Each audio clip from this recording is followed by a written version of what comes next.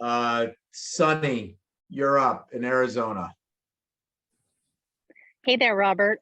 My question is, you hear a lot about Olympians and about professional athletes, how they hit the highest high. They win the Super Bowl, they get the gold medal, and then they have this crashing low because they don't have that kind of mindset sustainability to be able to endure long term. And so I'm curious, we have highs and lows of our egos and our achievement and mentally and emotionally and physically.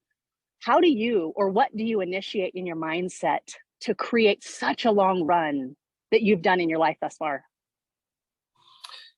I have a thing inside me that just says, I wonder if, and it comes at every decade. I wonder if at 15, I wonder if at 25, at 35, I wonder if.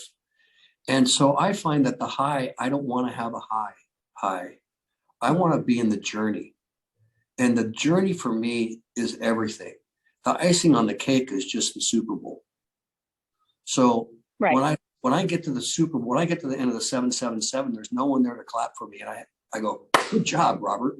I don't need anybody else to affirm me. I'm going, hey, that's been a good ride, figuring this thing out. So I don't try to get real high, and I don't try to allow myself to ever get really low. It's just another day to enjoy living and feeling and experiencing. And some of these guys, see, their self-worth is based in that event. And so they're a Super Bowl guy. And after the Super Bowl, who are they? Well, they carry their thing around. I'm a Super Bowl guy. But who are they really? And they've never fulfilled that thing internally. So the external stuff never fulfills for long. And so you've got to make sure that you're fulfilling yourself on the right things, not the ego and not the accomplishment, but the journey of just every day doing the grind, embracing the suck, taking on things you don't want to do, growing, maturing. And when you get to the end, whether someone's there or not, you just go, it's been good, glad I did it. Smile a little bit, but it's not a big deal. Like most Ironmen have tattoos, like they put the Ironman on the back of their calf or something like that. These things don't define me. It's not me. They're just things I do. I'm different. I'm not an Ironman. I'm not a lot of things. I'm just me. And those are things that I've done, but that's not who I am. That's not my self-worth. I'm secure that I'm just Robert who does stuff, but I'm not. People say you're an 12-time Ironman. Yeah, but I'm not a triathlete. I can do it once a day, once a year, but it's not that big of a thing. You just go and do it, and that's not he's the Ironman triathlete guy. Well, I do them, but you got to be careful what you base your self-worth on.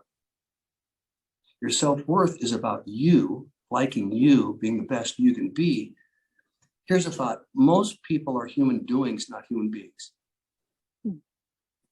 And the human being is, this is who I am. Human doing is, this is what I do. And men are very severe with each other because they say, hey, what's your name? Good to see you. What do you do? And you're judged on what you do. They give you a pecking order of respect or whatever. Your value is in what you do. Women are more human being, like, oh, what you do, but I really like your earrings. And I think that dress is really pretty. And where'd you get those shoes? And they're much more relational, where guys, they're tough on each other. It's like one dog goes to the tree and pees on it.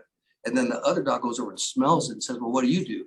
And then he pees on it over the dog's pee. It's like guys are sort of human doings. What do you do, dude? And they pecking order. You got to stay out of that ego thing of, it's what I do that makes so much difference in my life. It's what I am, and what I do is what I do, but it's not me.